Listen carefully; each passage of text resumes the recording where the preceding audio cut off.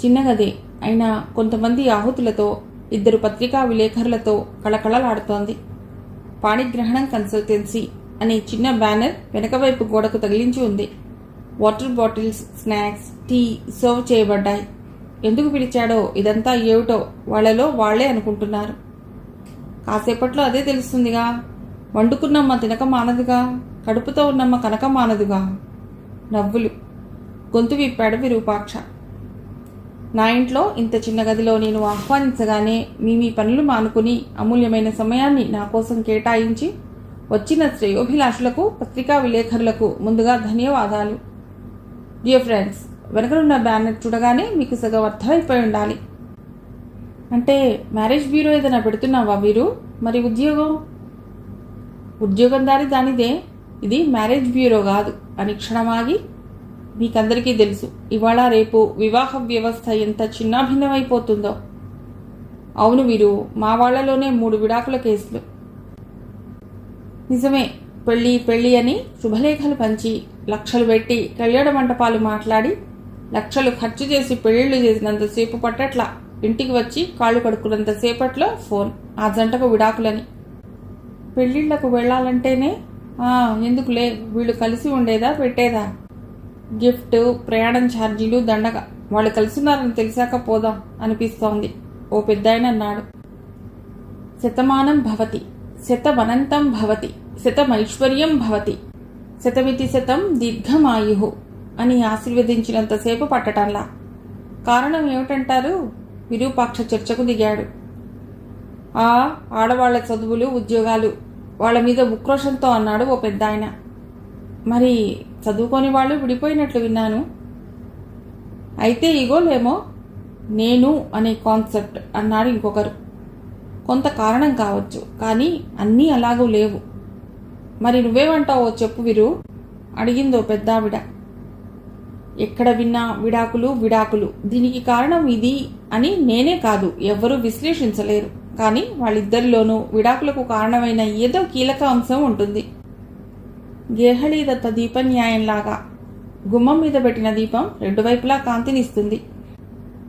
అలాగే ఇరుపక్కలు ఎవరిది వింటే వారిదే మనకి న్యాయం అనిపిస్తుంది.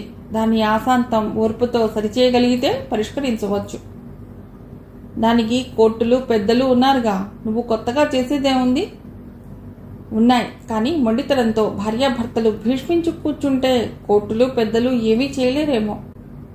పైగా ఎప్పుడు విడాకులైపోతాయా, మళ్ళీ పెళ్లి చేసేద్దాం, లేదంటే ఉద్యోగం చేసుకుంటూ బతికేస్తారు అని.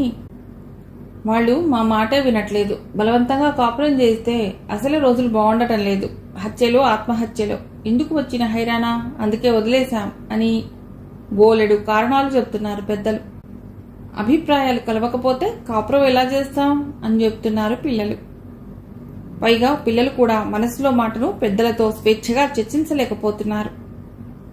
సార్, దీనికి చాలా మ్యారేజీ కౌన్సిలింగ్ సెంటర్లు వెలిశాయి. వాటిల్లో భార్యాభర్తల పరస్పర నిందారోపణలే తప్ప విషయం మాత్రం పరిష్కరించలేకపోతున్నాయి.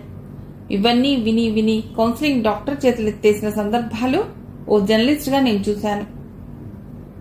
గాయం ఎక్కడైతే అక్కడ మందు వేయాలి. సమస్య ఎక్కడుందో దాన్ని పట్టుకోవాలి. విడాకుల కేసులు చాలా సున్నితమైనవి. ఇందులో చదువుకున్నవారు, చదువులేని వారు సమానమే. నలుగురిని పోగేసి సమస్య చర్చించి, నలుగురు చేరాక అందరూ తలో మాట మాట్లాడి బంధాన్ని ఇంకాస్త తెంపేయటానికి అవకాశం ఉంది. కాబట్టి అవసరమైన వాళ్ళకి అవసరమైన చికిత్స చేయగలిగితే చాలు నవ్వాడు విరూపాక్ష. ఇలాంటివి చాలా చూశాంలే అన్నట్లుగా చూశారంతా. విరూపాక్ష నిరుత్సాహపడలేదు. నేను సైతం ప్రయత్నిస్తాను. నేటి వివాహ వ్యవస్థ చూస్తుంటే చాలా భయం వేస్తోంది. భవిష్యత్తులో భార్యాభర్తలు అనే బంధాలు నిలబడతాయా? కథల్లో మాత్రమే చెప్పుకోవాలా? అనగనగా ఓ భార్యాభర్త ఉండేవారు అని. ఎవరో ఒకరు పూనుకోకపోతే కొంతైనా మార్పు రాదుగా. మళ్ళీ ఇదంతా సరిచేయటానికి బోధాయనుడు, వాత్సాయనుడు మరోసారి జన్మెత్తి రావాలా? మొదటి అడుగు ఎప్పుడూ ఒంటరేగా. దయచేసి ఈ మ్యాటర్ను మీ పేపర్లో వేయండి. నేను చేపట్టిన కార్యక్రమంలో ఎలాంటి ఫీజులు, పారితోషికాలు లేవు. మనీతో లావాదేవీలు ఉండవు. మరి ఉద్యోగం మానేస్తున్నారా? నేను ఉద్యోగ బాధ్యతల్లో ఉంటాను కాబట్టి నా భార్యను దీనికి చైర్పర్సన్గా ఉంచుతున్నాను. నా సెలవు దినాల్లో తను సేకరించిన విషయాల మీద పరిష్కారాలు సూచించబడతాయి. అంటే ప్రతి మగవాడి విజయం వెనుక ఓ స్త్రీ ఉంటుందన్నది నిజం చేశారన్నమాట. వాతావరణం తేలికపరచడానికి ఎవరో జోక్ చేశారు. విజయం వెనుక ఉన్నది స్త్రీనే. ఈ కన్సల్టెన్సీ పెట్టడానికి కారణము ఓ స్త్రీనే అక్క అంటుండగా విరూపాక్ష మొహం వివరణమవటం అందరూ గమనించారు. తేరుకుని, అందుకే నా ప్రయత్నం ఇంటి నుండే మొదలవుతుంది అన్నాడు. ఇంట గెలిచి రచ్చగెలవాలి అన్నారు కదా, ఒకవేళ ఇంట గెలవకపోతే? జర్నలిస్ట్ అడిగాడు. కన్సల్టెన్సీ మూసేస్తాను, సరేనా? కాన్ఫిడెంట్గా అన్నాడు విరూపాక్ష. ఇంకేమైనా అనుమానాలు, సందేహాలు ఉన్నాయా అండి? అందరినీ ఉద్దేశించి అడిగాడు. ఎన్నో సందేహాలు, సంశయాలు ఉంటాయి. ఫలితాన్ని బట్టి వాటన్నిటికీ జవాబులు సమకూరుతాయి. అటువంటి సమాధానం కోసం ఎదురు చూస్తాం, ఓ జర్నలిస్ట్ అన్నాడు. అవన్నీ నిజమే. అన్నీ సవ్యంగా జరిగి సత్ఫలితాలు వస్తే మేమే పేపర్లలో మీ పేరు, మీ కన్సల్టెన్సీ పేరు ఆకాశానికి ఎత్తేస్తాం. కాస్త తేడా వస్తే ఇదంతా మోసం, ఇంకా ఇంకా రాసేస్తాం, నవ్వాడు ఓ జర్నలిస్ట్. నవ్వులో అందరూ శృతి కలిపారు. పాణిగ్రహణం కన్సల్టెన్సీ గురించి అన్ని పేపర్లలోనూ ఈ వార్త బహుముఖంగా ప్రచురితమైంది. కొంతమంది విచిత్రంగా చెప్పుకున్నారు. విడాకుల బాధితులు మాత్రం ఓ రాయి వేద్దాం, ఫీజు ఎలాగూ లేదుగా, పోయిందే ఉంది అని ఫోన్లో నెంబర్ నోట్ చేసుకున్నారు. ఫోన్లు రావటమూ మొదలయ్యింది. పేపర్ మీద పేర్లు వరుసలో రాశాడు. సాగర మేఖల, సమీర్, లక్ష్మణ, ఇంకా చాలా పేర్లు రాశాడు. ముందుగా సాగర మేఖల.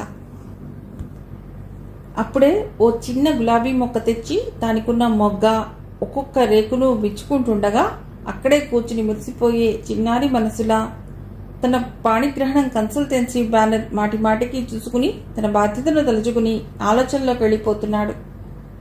మొదటి కేసు అక్కదే. ఇలా ఎక్కడి నుంచి మొదలెట్టాలి? వీరు భోజనం కూడా చేయకుండా ఏం ఆలోచిస్తున్నా? తల్లి పిలుపుతో ఈ లోకంలోకి వచ్చి తల విదిలించాడు. అమ్మా, ఆశీర్వదించమ్మా. వీరు, నా ఆశీర్వాదం ఎప్పుడూ నీకుంటుందిరా, అక్కకి నీకు. నా ప్రయత్నం అంతా అక్క జీవితం బాగు చేయాలనే, కానీ ఏదో ఉద్వేగం. ప్రయత్నించండి. ముందుగా అక్కకు ఫోన్ చేసి ఆమె అభిప్రాయం తెలుసుకోండి. ఆమెకు అతడితో కలవటం ఇష్టమేనా? భార్య సలహాతో ఫోన్ తీశాడు. విరూపాక్ష భార్య కూడా అతనికి అనుకూలవతే. చేదోడు వాదోడుగా ఉండే ఇల్లాలు. ఆడపడుచు సంసారం ఇలా అవ్వటం ఆమెను బాధిస్తోంది. వదినా, మీరొక్కరే అంత దూరంలో ఎందుకు? ఇక్కడే ఏదైనా ఉద్యోగం చూసుకుని మాతోనే ఉంటే మీ తమ్ముడు, నేను కనిపెట్టుకుని ఉంటాం. అత్తయ్య గారికి మనశ్శాంతిగా ఉంటుంది. ఎన్నోసార్లు చెప్పి చూసింది.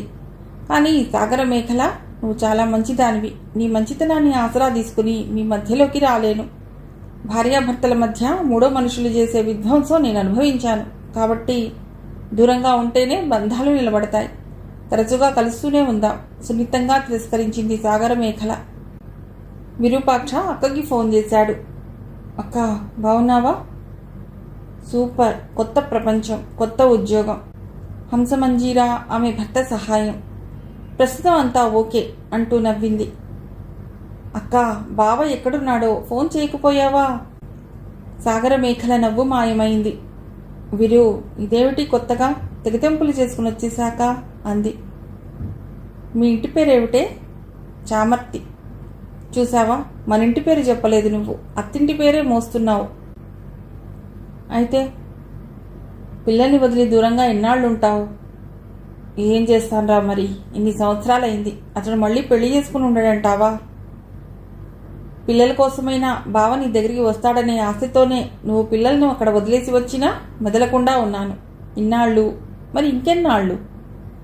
అవతల సాగర మేఖల మౌనం.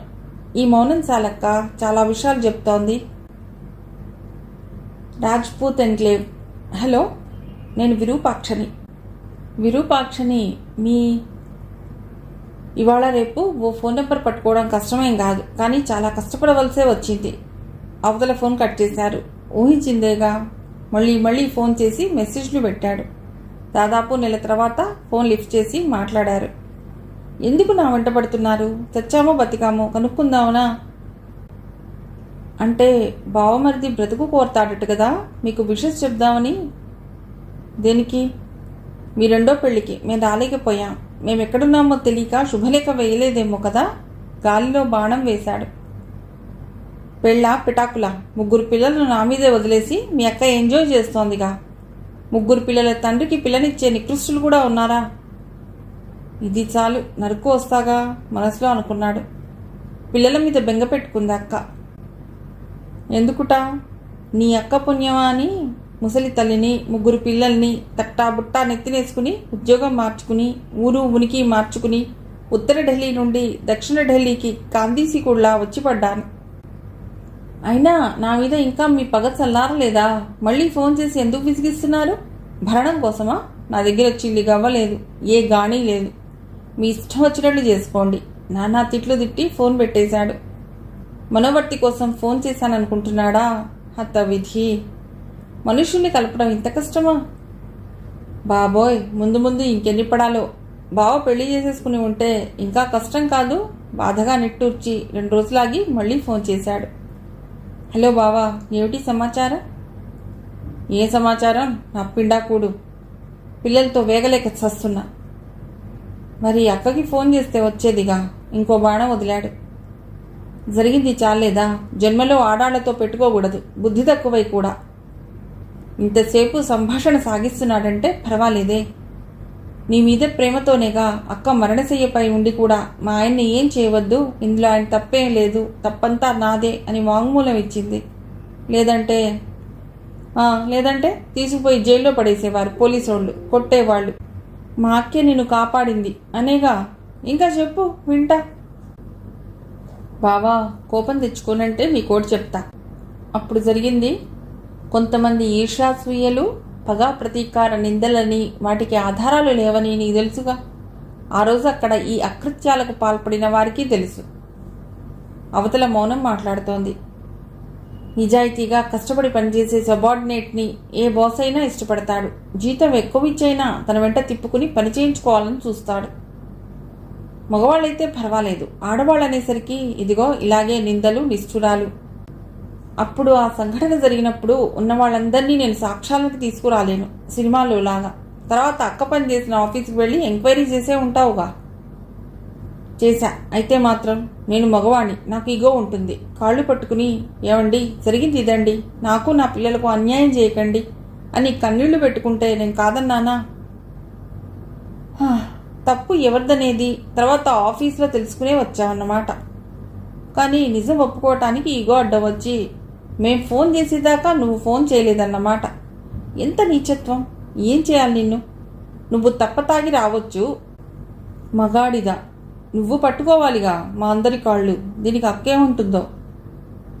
గాడిదగాళ్ళు పట్టుకున్నాడుగా వసుదేవుడు, మనమెంత? కాపురం నిలబడాలంటే ఇప్పుడు నేనే మౌనంగా ఉండవలసిందే అని పళ్ళు పటపటా కురకాలనిపించినా తన బాధ్యత గుర్తుకొచ్చి స్వగతంలో అనుకున్నాడు విరూపాక్ష.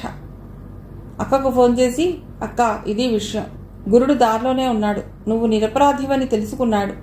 ఇహ కొడతావో తిడతావో, కాళ్ళు పట్టుకుని గుంజి కింద పడేసి బాది వదులుతావో. ఇది ముళ్ళ మీద బట్ట లాంటిది, బర్రెలు లాగితే చిరుగుతుంది, నిదానంగా లాక్కో. ఇదిగో ఫోన్ నంబర్. 4 రోజులు గడిచాయి. వీరు, నేను ఢిల్లీకి వెళ్తున్నాను పిల్లల దగ్గరికి. ఆల్ ది బెస్ట్ అక్క. లిస్ట్లో 2వ పేరు సమీర్. Hello, పాణిగ్రహణం consultancy? అవును, మీరు మేము చుట్టాలమే. నేను సమీర్ తండ్రిని. డైరెక్ట్గా ఫోన్ చేస్తే వెటకారంగా ఉంటుంది. మా విషయాల్లో మీకేం పని అంటారు. అందుకే విరూపాక్ష దీని గురించి వేరే వారి చేత చెప్పించాడు. సమీర్ తల్లిదండ్రులు వచ్చారు ముగ్గులోకి. సమస్య ఏమిటి? 2 ఏళ్ల నుండి కోర్టుల చుట్టూ తిరగలేక చస్తున్నాం. కేసులు కోర్టులో పడితే ఓ పట్టాన తెగులుతాయా? ఫీజులు ఇచ్చుకుంటాం, ఉపాయం చెబుదురు. విషయం ఏమిటిటా? గంట సేపు జరిగిందంతా చెప్పనిచ్చాడు. నేను అడిగింది ఎందుకలా జరిగింది, భవిష్యత్తులో ఆమె ఏం చేయాలనుకుంటోంది అని. మా పిల్లలు మాకేం చెప్పరు. మా పిల్లలే కాదు, ఏ పిల్లలైనా అంతే ఉన్నారు. చదువులు వచ్చినాయి, బయటి ప్రపంచం తెలియటల్లా, సర్దుబాట్లు తెలియటల్లా, లేక మనమే చెప్పట్లేదో. చెప్పేంత టైం ఏది, వినేంత టైం ఎవరికి? చదువు చదువు చదువు, తర్వాత కెరీర్ ముఖ్యం అంటున్నారు. మర్కట కిషోర న్యాయమా, మార్జాల కిషోర న్యాయమా అన్నట్లుంది నేటి పిల్లలతో. అంటే మర్కటం అంటే కోతి, మార్జాలం అంటే పిల్లి, కిషోరం అంటే పిల్ల. కోతి చెట్ల మించి దూకేటప్పుడు కోతి పిల్ల కోతి పొట్టను గట్టిగా పట్టుకునే ఉంటుంది. పట్టుకోకపోతే పడిపోతుంది. అక్కడ భద్రత, బాధ్యత అంతా కోతి పిల్లదే. అదే పిల్లుల విషయంలో పిల్ల బాధ్యత తల్లిదే. నోటితో పట్టుకునే 7 సందులు తిప్పుతుందిట. కాబట్టి మనం పిల్లల్ని పట్టుకోవాలో మనల్ని వాళ్ళే పట్టుకోవాలో సమస్య అంతా అక్కడే వస్తోంది. వారం రోజులు సమీర్ ఫ్యామిలీతో టచ్లోనే ఉండి మనస్తత్వాలు, మాట తీరు పరిశీలన చేసి చర్చలు జరిపాక సమీర్ భార్య ఫోన్ నెంబర్ ఇవ్వండి. వారం తర్వాత సమీర్ తండ్రి ఫోన్ చేశాడు. ఏం తేలింది? మీలోనే లోపం ఉన్నట్లు తేలింది. అదేలా? సమీర్ భార్యకి తండ్రి లేడు. ఏమిటో ఈ మధ్య తండ్రి లేని సంసారాలే ఎక్కువ అవుతున్నాయి. విడిపోతున్నారో దేవుడి దగ్గరికే పోతున్నారో కానీ సింగిల్ పేరెంటెడ్ కుటుంబాలు.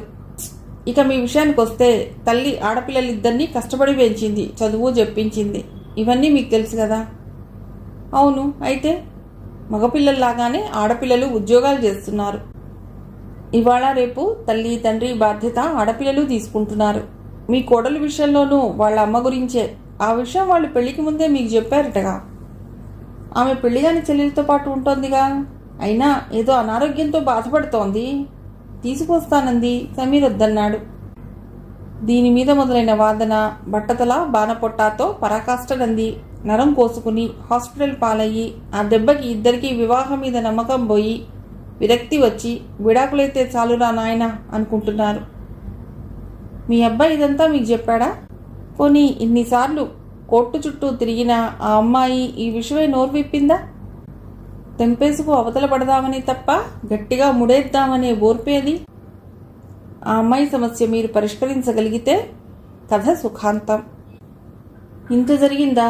ఏరా సమీర్ కొడుకుని అడిగాడు. మీరు మీ అబ్బాయి ఆలోచించుకుని ఓ నిర్ణయానికి రండి. పరిష్కరించలేనంత సమస్య ఏం కాదు. కేవలం పరస్పర అవగాహన లోపం అంతే. తండ్రి కొడుకు ఏం మాట్లాడుకున్నారో 4 రోజుల తర్వాత ఫోన్. విరూపాక్ష, నువ్వు రేపు మా ఇంటికి రావాలి. ఎందుకో? మా కోడలి చేతి కాఫీ తాగడానికి. తప్పకుండా. కాఫీకేమిటి, వీలు చూసుకుని భోజనానికే వస్తా. మనం చుట్టాలమేగా. ఆ అమ్మాయి కూడా నాకు బాగా పరిచయమే నవ్వాడు విరూపాక్ష. ఇంత తేలిగ్గా పరిష్కారం అయిందే. అంతే, ఇలా పరిష్కారం అవ్వవు. కొన్ని కేసులు ముజ్జిడ్డులా ఉంటాయి అనుకున్నాడు. లిస్ట్లో సమీర్ పేరు టిక్ కొట్టేశాడు. నెక్స్ట్ లక్ష్మణ. లక్ష్మణ, ఏం చేస్తున్నావు? ఏముందన్నయ్య, ఆఫీస్ పని. ఇంటికొచ్చాక మెస్ పనికి తమ్ముడికి సహాయం. తినడం, పడుకోవటం. భార్య కూతురు వద్దా? నాతో వేళాకోళమా అన్నయ్య? మా చెల్లి నాకు వస్తున్నానని చెప్పిందే. మొదటి బాణం వేశాడు. నీకు ఫోన్ చేసిందా? అదేదో నాకే చేయొచ్చుగా. నువ్వింత పిచ్చివాడివి కాబట్టే తను నిన్ను ఆడిస్తోంది మనసులో అనుకున్నాడు విరూపాక్ష. బయటికి మాత్రం ఎన్నిసార్లు చేసినా నీ నెంబర్ కలవలేదుట. అవునా? ఈ నెంబర్కి చేయమని చెప్పన్నయ్యా. ఇదేమిటి? ఆమె ఎక్కడుందో తెలియకుండా బాణం వేశానే. ఇంత ఈజీగా లక్ష్మణ ఒప్పుకుంటాడని అనుకోలేదే. ఇప్పుడు ఆమెను వెతకాలి. ఎలా? ఆమె ఇక్కడికి రావటానికి నిరాకరిస్తే? ఇంతలో ఫోన్. నేనన్నయ్య, హంసమంజీరను. నీ సక్సెస్నంతా ఓ కథగా వ్రాద్దాం అనుకుంటున్నాను, నువ్వు అనుమతిస్తే. కథేం కర్మ, నవలే రాసుకో. ఏది ఒక కమ్మని కవిత చెప్పు. అతడు సమస్యల గవాక్షానికి పరిష్కార తోరణమైనాడు. అతడు పూలలోని మకరందాన్ని సేకరించి రంగరించి ప్రతి గుండెకు అందించగల అమృత కలసుడు.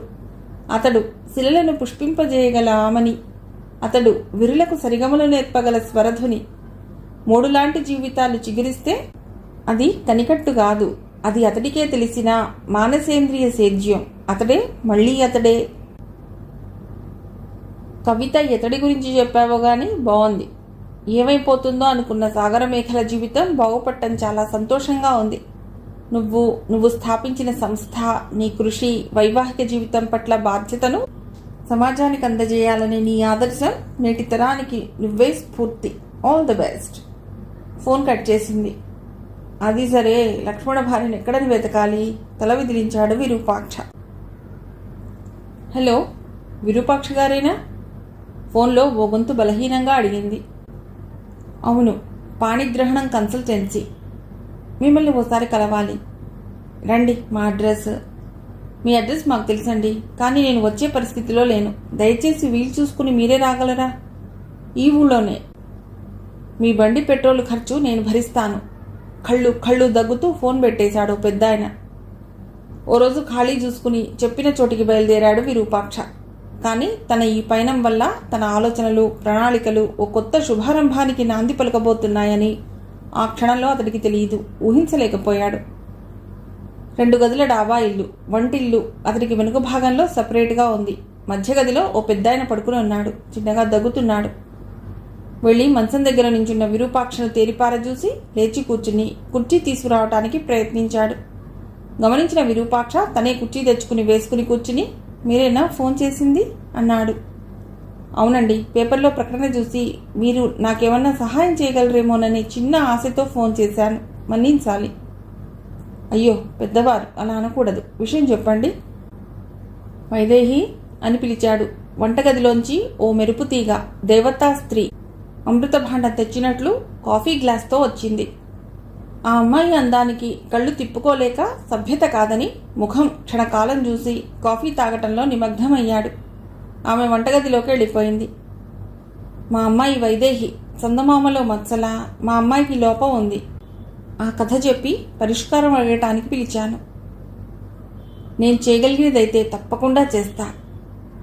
మాది తెలంగాణలోని రామచంద్రాపురం, మా ఆవిడది పక్కనే ఉన్న బిఎం బజార్. 2 పల్లెటూళ్లే. నేను ఓ మామూలు స్కూల్ టీచర్ని, 2 ఆడపిల్లల తండ్రిని.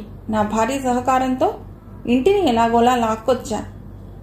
ఆడపిల్లలిద్దరూ చక్కగా చదివారు, ఉద్యోగాలు వచ్చినాయి. పెద్ద పిల్లకి పెళ్లి చేశా, బెంగళూరులో చక్కగా సెటిల్ అయ్యారు. కానీ కాస్తలో జీవితం తిరగబడింది.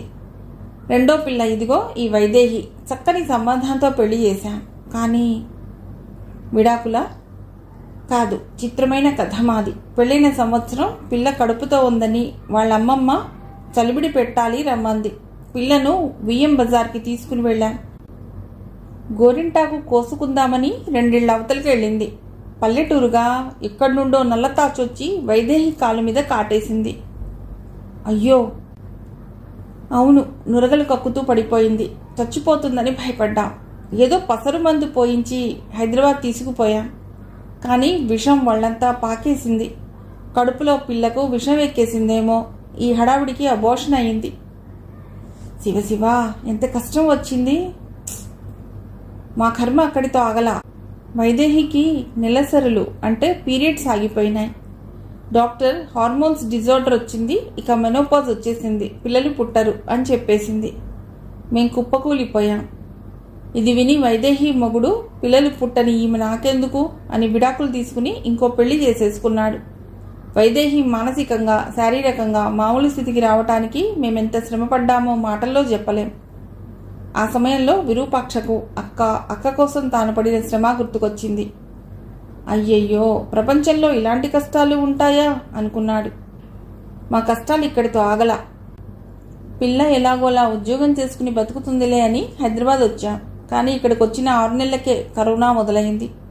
లాక్డౌన్, ఇంట్లోనే సగం జీతంతో ఆన్లైన్ జాబ్. సరే, నా పెన్షన్ వస్తుందనుకోండి. పోన్లేండి, గుడ్డిలో మెల్ల. అప్పుడే ఏమైంది, ఇంకా ఉంది. కరోనా సోకి వీళ్ళమ్మని గవర్నమెంట్ వెహికల్లో గాంధీకి తరలించారు. 3వ రోజే పోయింది. శవాన్ని కూడా ఇవ్వలేదు చెబుతూ ముసలాయన కళ్ళు తుడుచుకున్నాడు. లోపల నుండి వైదేహి ఎక్కిళ్ళు పెట్టి ఏడుస్తున్నట్టు వినబడి విరూపాక్ష మనసు అతలాకుతలా అయింది.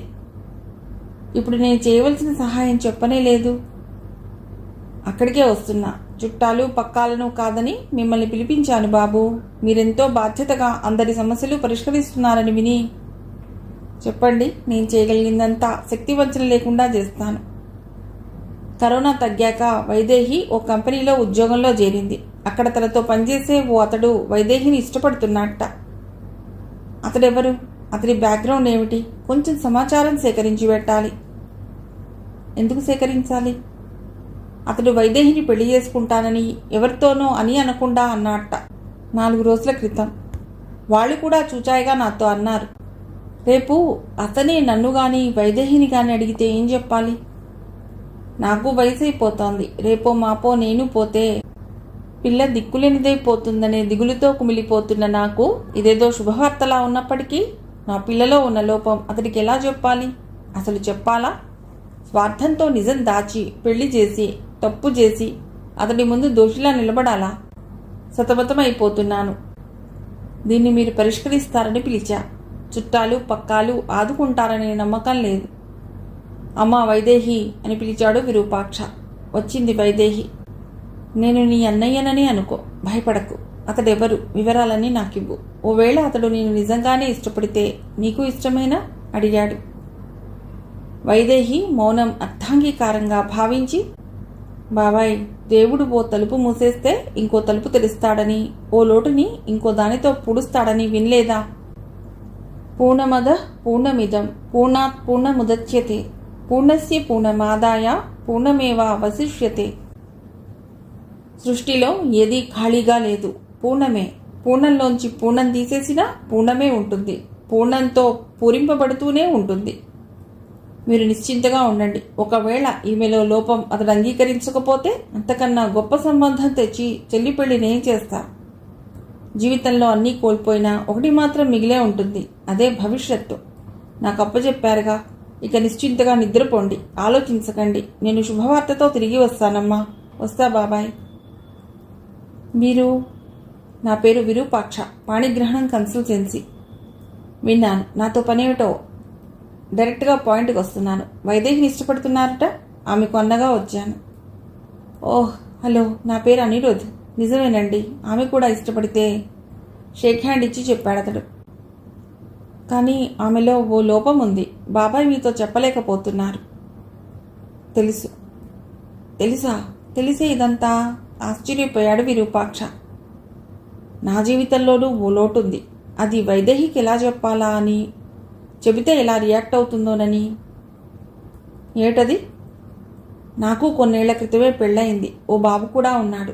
నా భార్యకి క్యాన్సర్ వచ్చింది. చాలా డబ్బులు ఖర్చు పెట్టి వైద్యం చేయించినా బతికించుకోలేకపోయాను.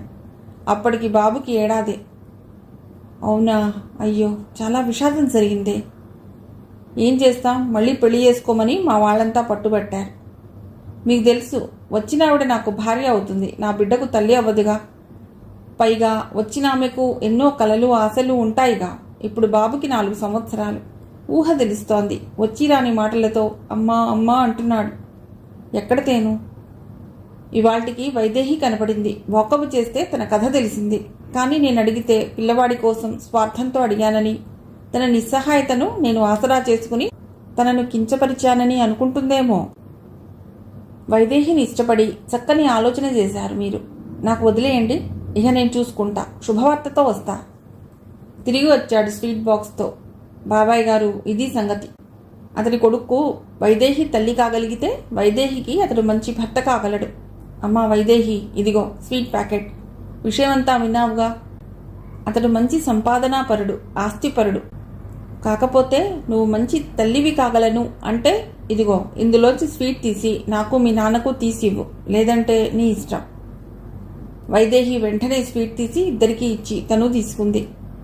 విరూపాక్ష, నీ రుణం తీర్చుకోలేనిది. నా పిల్ల బతుకు ఏమైపోతుందోనని పగలు రాత్రి ఎంత వేదనపడ్డానో. గుండెల మీద బరువు దింపేశావు. నువ్వు దేవుడివి అని ఉద్వేగంతో కన్నీళ్లు గార్చాడు. ఈ వైదేహి పరిణయం వల్ల నా మనసులో కొత్త ప్రణాళిక రూపుదిద్దుకుంది. అందుకు మీకు నేనే ధన్యవాదాలు చెప్పుకోవాలి. ఈ శుభవార్త అతడికి చెప్పాలి.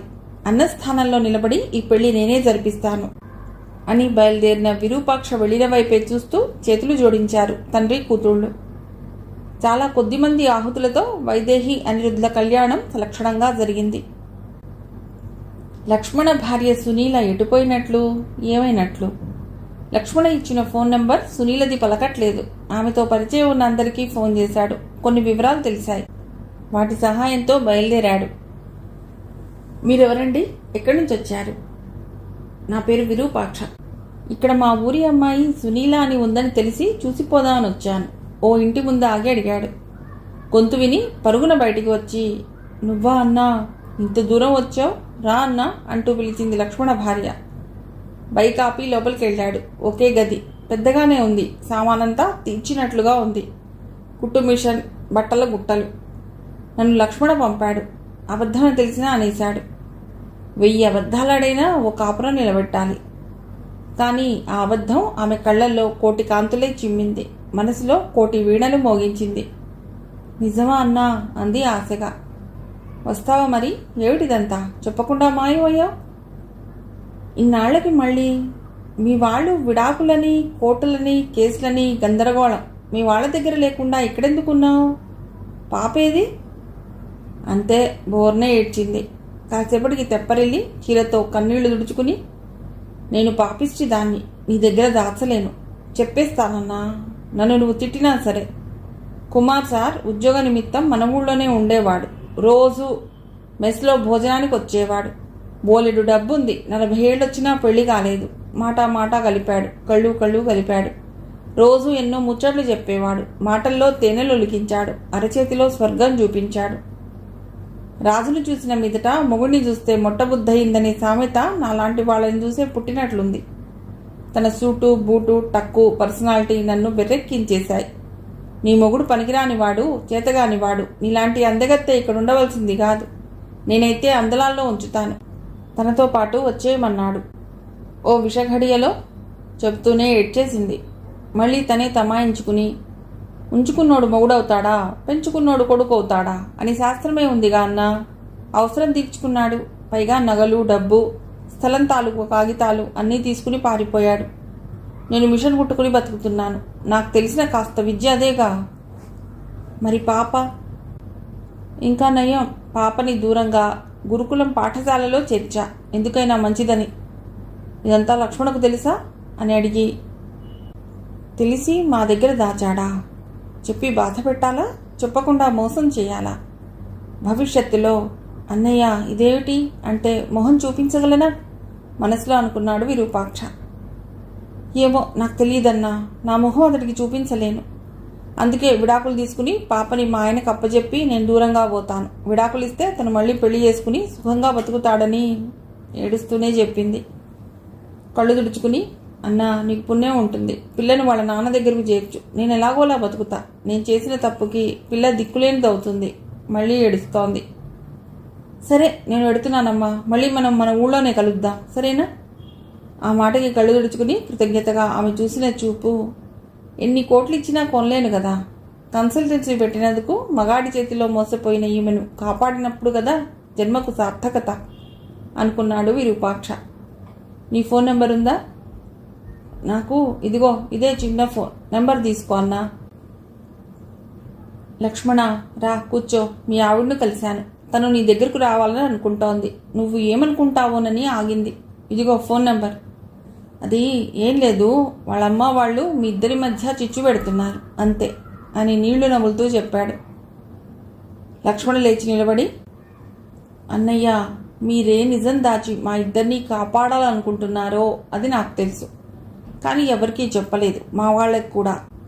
ఇదే తప్పు నేను చేస్తే తను క్షమించదా? నా పిల్లల కోసమైనా మేము కలుస్తాం.